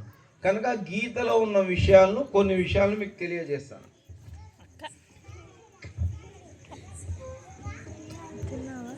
भारत माता की, भारत माता की, गो माता की, तुलसी माता को, गंगा माता को, श्री कृष्ण परमात्मा की. అలా ప్రార్థనా శ్లోకం అయిపోతుంది. ఫస్ట్ మొదటి ఇదే ఏమో జరుగుతుంది, అక్కడ యుద్ధంలో ఏం జరుగుతున్నది తెలుసుకోవాలని ఎవరు అడుగుతారు? ధృతరాష్ట్రుడు అడుగుతాడు. అక్కడనే అంత సమస్య వచ్చింది. ధర్మక్షేత్రే కురుక్షేత్రే సమవేతాయుత్సవ మామకాహ పాండవాశ్చైవ కిమకుర్వతు సంజయ అంటాడు. సంజయుణ్ణి ధృతరాష్ట్రుడు కురుక్షేత్ర యుద్ధంలో ఏం జరుగుతుందో కొద్దిగా వివరించవయ్యా అని చెప్పి, మా వాళ్ళు పాండవులు ఏం చేస్తున్నారంటారు. పాండవులు కూడా ఇతని పిల్లలే, చిన్నాన్న పెద్దనాన్న కుమారులు. మన పిల్లలు ఏం చేస్తున్నారు అనుకున్నా, మా పిల్లలు పాండవుల పిల్లలు ఏం చేస్తున్నారు, పాండవులు ఏం చేస్తున్నారు అంటారు. అక్కడే భేదభావం వస్తుంది. మనమందరినీ కూడా సమానంగా చూసుకోవాలి. అంత మన వాళ్ళు అనుకోవాలి, కానీ వాళ్ళు వేరు మనం వేరు అనుకుంటే సమస్య వస్తుంది. ఈ కురుక్షేత్రం జరగడానికి కారణమే మా వాళ్ళు మీ వాళ్ళు అనే సమస్యతోటి వచ్చింది. ధర్మక్షేత్రే కురుక్షేత్రే సమవేతాయుత్సవ మామకాహ పాండవాశ్చైవ కిమకుర్వతు సంజయ అని. తర్వాత వారు చెప్పారు, క్లైబ్యం నపుంసకత్వాన్ని వదిలేయాలి. క్లైబ్యం ఆస్మగమః పార్థ నైతత్వయుపపద్యతే క్షుద్రం హృదయ దౌర్బల్యం త్యక్తోత్తిష్ట పరంతప అంటారు. హృదయ దౌర్బల్యాన్ని, నపుంసకత్వాన్ని వీడు. అక్కడ ఎదురు ఉండే వాళ్ళను నువ్వు యుద్ధం చేయడానికి వచ్చినావు, నువ్వు ధనుర్ధారై వాళ్ళతో యుద్ధం చెయ్యి. నపుంసకత్వాన్ని వీడు అంట. మనం కూడా ఏదైనా పని చేయాలంటే వెనక ముందు ఆలోచిస్తే రే ధైర్యంగా వెళ్ళి యుద్ధం చేయరా అంటాం. అట్లా కృష్ణుడు ప్రేరేపిస్తాడు. హతో వా ప్రాప్యసే స్వర్గం జిత్వా వా భోక్షసే మహీ తస్మాదుత్తిష్ట కౌంతేయ యుద్ధాయ కృత నిశ్చయః యుద్ధాయ కృత నిశ్చయః. మనం కూడా ఏదైనా సమస్య వస్తే ఇది చేద్దామా వద్దా, ఈ పని మంచిదే కాదా, చేయొచ్చా చేయకూడదా, ఈ కష్టం నష్టం ఏదేదో ఆలోచిస్తాం. మనకు కృష్ణుడు లాంటి పెద్దవాళ్ళు కానీ ఇట్లా గురువు లాంటి వాళ్ళు ఎవరన్నా ఉంటే చెప్తారు, హతోవా ప్రాప్యతే స్వర్గం.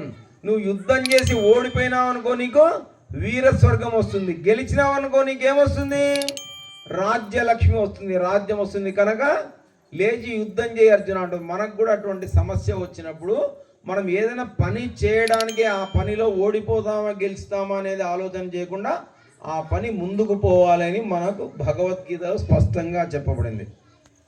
ఆ పనులు ఎలా చేయాలనే దానికి కూడా చూడండి. కర్మణ్యేవాధికారస్తే మా ఫలేషు కదాచన మా కర్మ ఫలహేతుర్భూ మాతే సంగోస్త్వ కర్మణి అన్నారు. ఏదైనా పని చేస్తే గెలుపు వస్తేనే చేస్తాను, లేకపోతే చెయ్యను అన్నట్లుగా ఉండకూడదు. పనులు మనము చేస్తూ పోవాలి. ఫలితాన్ని ఎవరిస్తారు? ఆ శ్రీకృష్ణ పరమాత్ముడు భగవంతుడు ఇస్తాడు. దీనిలో అర్థమేముంది? పనులు మంచిగా చేస్తే ఆటోమేటిక్గా మంచి ఫలితమే దేవుడు ఇస్తాడు. పిల్లలు పరీక్షలు రాస్తుంటారు, బాగా రాస్తాడు, కానీ కొన్ని కారణాల వల్ల దిద్దేవాడి వల్లనో లేకపోతే ముద్రా రాక్షతం అంటారు, ప్రింట్ పొరపాటు పడడం వల్లనో వాళ్లకు రిజల్ట్ సరిగా రాదు. బాధపడకూడదు, ఆ భగవంతుడికే వదిలేయాలి. అంతేగాని టక్కనేది ఆయన గరికపాడి గారు చెప్తున్నారు, చున్నీ కంఠాయ విద్మహే సీలింగ్ ఫ్యానాయ ధీమహి తన్నో మృత్యు ప్రచోదయాత్ అంటారు. అమ్మాయిలు అయితే ఆ చున్నీ తీసేసి ఫ్యాన్ కేసి మెడకు తగిలించుకొని ప్రాణాలు తీసేసుకుంటారు. అట్లా చేయకూడదు. భగవద్గీత పూర్తిగా బాగా తెలుసుకున్నట్లయితే ఎవరు కూడా ఇట్లా బలవన్మరణాలకు పాటుపడరు. దేవుడు నాకు ఇంతే ఇచ్చాడు, ఇక ముందు ఇస్తాడు, కానీ ఆ విశ్వాసంతో ఉంటారు. కనుక కర్మలు మనం చేసే పనులను ఎటువంటి పరిస్థితుల్లో కూడా ఆపకూడదు అని చెప్తారు. దుఃఖేష్వనుద్విగ్నమనాః సుఖేషు విగత స్పృహః వీతరాగ భయక్రోధా స్థితధీర్మునిరుచ్యతే. దీని అర్థం తెలుసుకోండి. దుఃఖేష్వను, ఏదైనా సమస్య వచ్చింది పూర్తి కుంగిపోవడం, పూర్తి జావగారిపోయినాడు అంటారే అట్లా అయిపోవడం. ఏదైనా మంచి వార్త వచ్చింది, నా అంత లేడు, నేనే చేస్తున్నా, ఈ కార్యక్రమం అంతా నేనే చేస్తున్నానని అహంకరించడం. ఆ రెండు కూడా తగదు అని చెప్తాడు. కష్టం వచ్చినా సుఖం వచ్చినా కూడా బ్యాలెన్స్డ్గా ఉండాలి అని చెప్తారు. దీనివల్ల ఎటువంటి ఇబ్బంది కలగదు. ఛాయతో విషయాన్ పుంసః సంగస్తేషూపజాయతే సంగాత్ సంజాయతే కామః కామాత్ క్రోధో విజాయతే క్రోధాత్ భవతి సమ్మోహః సమ్మోహాత్ స్మృతివిభ్రమః స్మృతిభ్రంశా బుద్ధినాశో బుద్ధినాశాత్ ప్రణశ్యతి అని చెప్పినారు. ఒక విషయంలో పతనం ఎప్పుడు జరుగుతుంది అంటే ఛాయతో విషయాన్ సంగ. ఏదన్నా ఒక విషయం గురించి కానీ ఒక వస్తువు గురించి కానీ మళ్ళీ మళ్ళీ ఆలోచించి అది నాకు కావాలి నాకు కావాలి. మంచి విషయం పట్ల ఆకర్షణ అయితే పర్వాలేదు, చెడు విషయం పట్ల ఆకర్షణ అయితే ఇప్పుడు పక్కింటి ఆమె నగలు కొనుక్కుంది. ఇందాక ఎవరో చెప్పారు కళ్యాణ్ జ్యువెలర్స్ అని. నేను ఇంకో జ్యువెలర్స్ నుంచి కొనుక్కుంటా, నేను ఒంటి నిండా దిగేసుకుంటా. మరి తన భర్తకు కానీ తన ఇంట్లో వాళ్ళకి అంత స్తోమత ఉందా లేదా ఆలోచించాలి. అదే ఆలోచిస్తుంటే ఏదో రకంగా ఆ సొమ్ము పొందాలా అనుకుంటాం. ఆమె లేనప్పుడు ఆమె ఇంట్లో సొమ్ము తీసుకోవడానికి కానీ తన భర్తను ప్రోత్సహించి అక్రమ పద్ధతుల్లో డబ్బు ఇంటికి తెమ్మని కానీ ప్రోత్సహిస్తారు. దానివల్ల ఏమైతే అదే ఆలోచిస్తూ ఉంటే దాని మీద ఒక మోహం కలుగుతుంది. మోహం కలిగినప్పుడు బుద్ధి నశిస్తుంది. ఎట్లో ఒకట్లా చేసుకురావయ్యా, నువ్వు దొంగతనమైన చేసి ఇంటికి డబ్బు తీసుకురా, దాంతో నేను ఆ నగ కొనుక్కోవాలి, నేను ఆ కారు కొనుక్కోవాలి, నేను ఆ సుఖం అనుభవించాలి అని ఇంట్లో ప్రేరేపిస్తున్నారు భర్త కానీ భార్య కానీ. కనుక ఇటువంటి వాటి మీద ఎక్కువ ధ్యాస పెట్టుకోకుండా మనకు ఎంత ఉందో దానితోనే ఉండాలి. యజ్జనాచరతి శ్రేష్ఠః తత్తదేవేతరో జనః సయత్ ప్రమాణం కురుతే లోకస్తదనువర్తతే అన్నారు. ఇది చాలా మంచి విషయం, దీన్ని బాగా పట్టుకోవాలి. యజ్జదాచరతి శ్రేష్ఠః, శ్రేష్ఠులైన వారు దేన్ని ఆచరిస్తారో మనం దాన్ని అనుసరించాలి, ఆచరించాలి. స్వామి వారు చక్కగా పూజా పునస్కారాలు చేస్తున్నారు, అందరికీ హితవచనాలు చెప్తున్నారు. నేను కూడా అట్లా ఎందుకు ఉండకూడదు, నేను ఎందుకు మంచి మాటలు మాట్లాడకూడదు, ఎందుకు నేను దేవుడి ప్రార్థన నేర్చుకోకూడదు, నేను ఎందుకు చక్కగా ఉండకూడదు అని ఆలోచన చేసి వాళ్ళను అనుసరించాలి. అనుసరించడం ద్వారా మనం కూడా అటువంటి గొప్ప వ్యక్తులం అవుతాం. శ్రేయాన్ స్వధర్మో విగుణః పరధర్మాత్ స్వనుష్ఠితా స్వధర్మే నిధనం శ్రేయః పరధర్మో భయావహః. దీనికి ఒక చిన్న ఉదాహరణ చెప్తా. మన ధర్మమే మనకు గొప్పది. ఆ ధర్మము కొద్దిగా లోపము ఇష్టమైన అందులో ఉండి నశించడమే మేలు. పరాయి ధర్మం జోలికి పోకూడదు. మనమంతా హిందూ ధర్మంలోనే ఉన్నాం, హిందూ ధర్మంలోనే కొనసాగబడాలి. మనం మత మార్పిడులు అవి ఇవి అని వేరే చోటికి పోతే అక్కడ సమస్యలు ఇంకా ఎక్కువగా ఉన్నాయి. కనుక ఆ సమస్యల జోలికి పోకూడదు. మనం మన ధర్మంలోనే అందరం కలిసిమెలిసి ఉండాలంటే ఈ ధర్మంలో ఉన్న అందరికీ కూడా సమానమైన గౌరవ మర్యాదలు కావాలి. దానికి ఒక పెద్ద ఒక విషయం చెప్పినాడు. కలమెత్తిన హలమెత్తిన మలమెత్తిన వాణిని ఒక్కటి అయి చూడవలేను, కలతయు నలతయు లేక పలువృత్తులు సాగునప్పుడే బ్రతుకులు సాగునన్నాడు. కలమెత్తిన వాళ్ళంటే చదువుకొని పని చేసేవాళ్ళు, హలమెత్తిన వాళ్ళంటే హలాన్ని నాగల్ని భూమిలో దించి వ్యవసాయం చేసిన వాళ్ళు, మలమెత్తిన వాళ్ళంటే స్వచ్ఛ భారత్ కారులు సఫాయి కర్మచారులు, ఈ ముగ్గురికి సమానమైన గౌరవం లభించాలి. మన హిందూ ధర్మంలో ఉండే అన్ని కులాల వాళ్లకు కూడా సమానమైన గౌరవం లభించాలి. గౌరవం లభించినప్పుడే మన వాళ్ళు మన దగ్గర ఉంటారు, లేదా పక్క ధర్మాలకు పోతారు. అట్లా పోకూడదు. భరతమాతకు సంతానం కదా మనం అందరము. ఒకరు నల్లగా పుట్టిండొచ్చు, ఒకరు తెల్లగా పుట్టిండొచ్చు, ఒకరు బలంగా ఉండొచ్చు, ఒకరు పీలగా ఉండొచ్చు. తల్లికి పిల్లలందరూ సమానమా, తేడా భావన ఉంటుందా? తల్లులు చెప్పాలి. కనుక అందరం కూడా భరతమాత బిడ్డలం అన్నట్లు ఉండాలి. ఈ భూమి బిడ్డలం హిందువులమందరం, కష్ట సుఖములలోన కలసి మెలసుంటుంటే బ్రతుకు సుఖమయ్యేనురా, బంగారు కలలన్నీ పండేనురా. ఉన్నోడు లేనోడు అన్న తేడా లేక తల్లి ఒడిలో బిడ్డలాటాడుకున్నట్టు, తల్లి ఒడిలో బిడ్డలందరూ ఆట ఆడుకున్నట్లు కలిసి మెలిసి ఉండాలి మనమందరం. ఈ వీధిలో కనబడుతున్నారా అది. అయితే ఈ ఆత్మకూరు నగరంలో కూడా, ఆత్మకూరులో కూడా ఉండాలి. భారతదేశంలో కూడా అందరూ హిందువులు కలిసి మెలిసి ఉండాలి. అది శ్రేయాన్ స్వధర్మో విగుణ గురించి చెప్పి పరమాత్ముడు చెప్తున్నాడు. యదా యదా హి ధర్మస్య గ్లానిర్భవతి భారత అభ్యుత్థానమ ధర్మస్య తదాత్మానం సృజామ్యహం అంటాడు. ఎప్పుడెప్పుడు ధర్మ సంస్థాపనార్థాయ సంభవామి యుగే యుగే, ప్రతి యుగంలో నేను వస్తుంటాను అన్నాడు. తర్వాత పిల్లలు బాగా గుర్తు పెట్టుకోవాలి, పెద్దలు కూడా దీన్ని బాగా అర్థం చేసుకోవాలి. శ్రద్ధావాన్ లభతే జ్ఞానం తత్పర సంయతేంద్రియః, జ్ఞానం లబ్ధ్వా పరాం శాంతి అచిరేనాదిగచ్చతి అన్నారు. ఎవరికి ఎంత శ్రద్ధ ఉంటే అంత ఫలితం లభిస్తుంది. ఒక చెరువు ఉంటుంది, ఆ చెరువు దగ్గరికి ఒక చెంబు తీసుకొని ఎన్ని నీళ్లు తెచ్చుకుంటామమ్మా? చెంబు నీళ్లు తెచ్చుకుంటాం. ఆ అక్క బిందె మోసుకోపోయింది. ఆ అక్క ఎన్ని తెచ్చుకుంటుంది? బిందె తెచ్చుకుంటుంది. ఆ అన్న వెనక ఉండి పొలానికి పారేయాలని పైప్ వేసి మోటార్ వేస్తున్నాడు. ఎన్ని వస్తాయి? పొలం బారినంత వస్తుంది. కనుక మనం ఎంత శ్రద్ధ పెడితే మనకు అంత ఫలితం వస్తుంది. మన పిల్లలు చదువుకునేటప్పుడు కానీ, ఉద్యోగాలకు పోయేటప్పుడు కానీ, వ్యాపారాలు చేసేటప్పుడు కానీ శ్రద్ధ పెట్టరా బాగా, నువ్వు ఎంత కష్టపడితే నీకు అంత ఫలితం వస్తుంది అని మనం చెప్తుంటాం. అట్లే భగవానుడు మనకు ఉపదేశించినాడు ఈ విషయాన్ని. యుక్తాహార విహారస్య యుక్త చేష్టస్య కర్మసు యుక్త స్వప్నావబోధస్య యోగో భవతి దుఃఖః. మనకు అన్ని అనారోగ్యం జరిగేది ఎట్లా అంటే తిళ్ళు ఒత్తిళ్ళు అంట. తిళ్ళు అంటే మనం తినే ఆహారం, ఒత్తిళ్ళు అంటే టెన్షన్.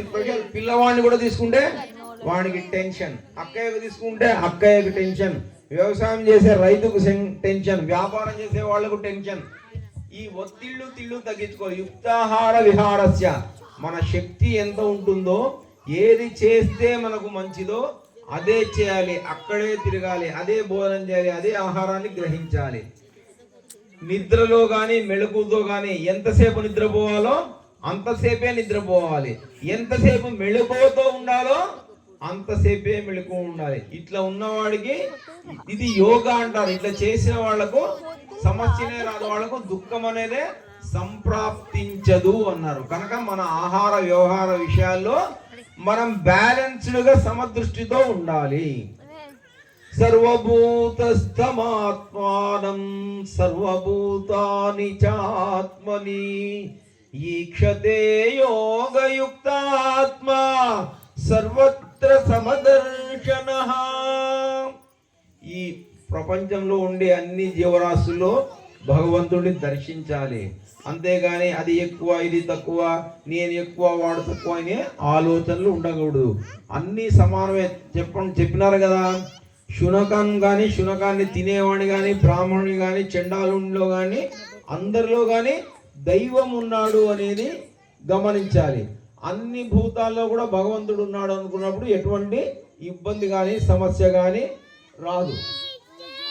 తుల్య నిందా స్తుతిర్మౌని సంతుష్టో ఏన కేనచిత్ అనికేతః స్థిరమతిః భక్తిమాన్ మే ప్రియో నరః.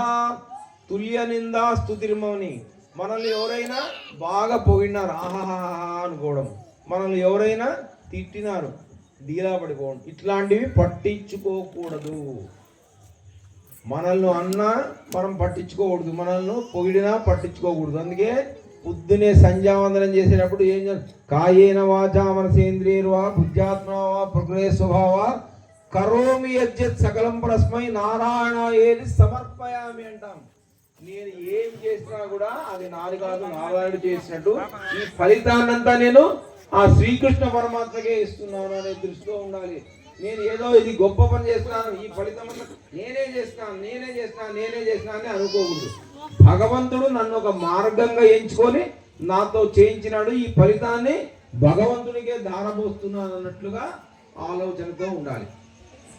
ఇది చూడండి, అనుద్వేగకరం వాక్యం సత్యం ప్రియహితం చయత్ స్వాధ్యాయాభ్యసనం చైవ వాంగ్మయం తప ఉచ్యతే అన్నారు.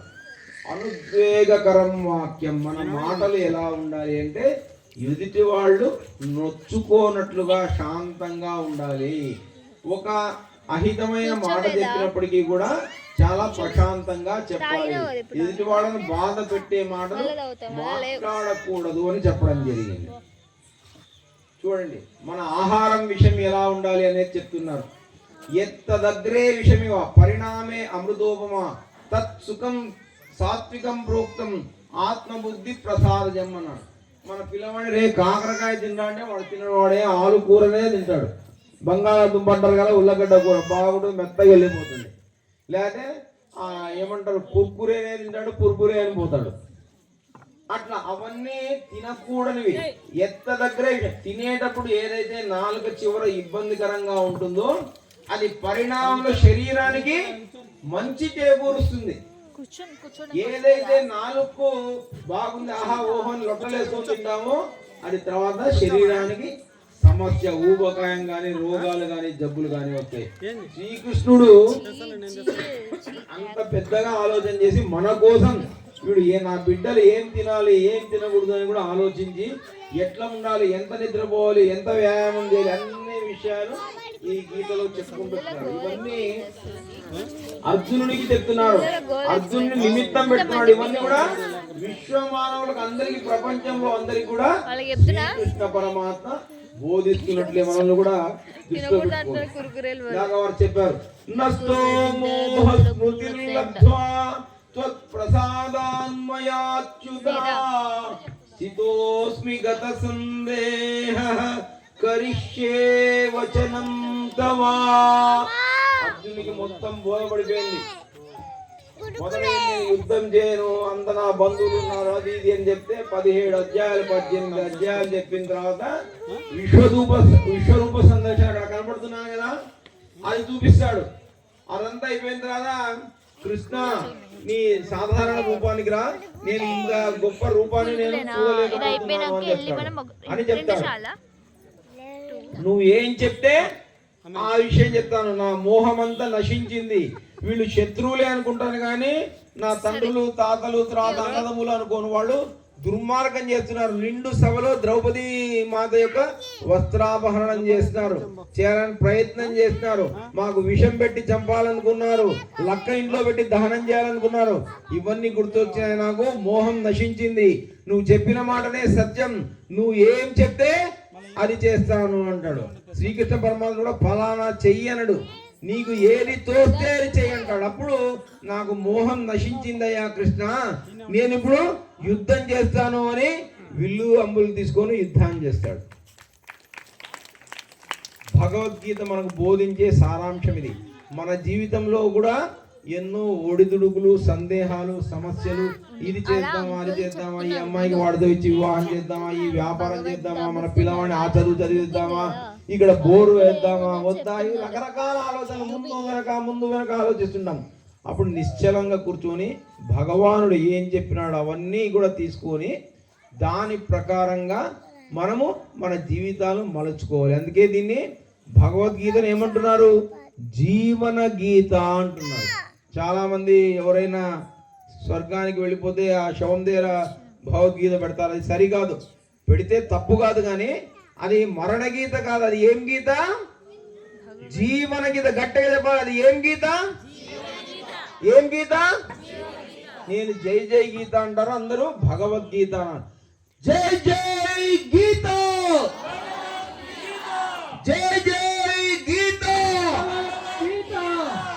జై జై మాత అంటే భారత్ మాత. జై జై మాత, జై జై మాత తులసి మాత, జై జై మాత, జై జై మాత గోమాత, జై జై మాత మాత. ధన్యవాదాలు. నేను చెప్పింది అందరూ శ్రద్ధగా విన్నారు. వినడం కంటే వారు గురువు గారు అందరికి పుస్తకాలు ఇస్తారు, ఆ పుస్తకాల్లో ఏముందో చదువు వచ్చిన వాళ్ళు చదివి తెలుసుకోండి, రాని వాళ్ళు వచ్చిన వాళ్ళని అడిగి తెలుసుకోండి. వాటిని అడిగిన వారు చాలా క్షుణ్ణంగా చెప్తారు. వాళ్ళ అమ్మాయిని సంస్కృతం బాగా చదువుకున్నారు, ఆ అమ్మాయిని అడిగినా చెప్తారు. రోజు ఒక శ్లోకం, నాకు రోజు చేతగా సారంటే వారానికి ఒక శ్లోకం నేర్చుకోండి, దాని అర్థం కూడా తెలుసుకోండి. తెలుసుకోవడం వల్ల మనం ఇది జీవన గీత కనుక మన జీవితాలంతా మారిపోతాయి, మన దేశం కూడా విశ్వగురు స్థానానికి వెళ్తుంది. ధన్యవాదాలు నాకు ఈ అవకాశం ఇచ్చిన.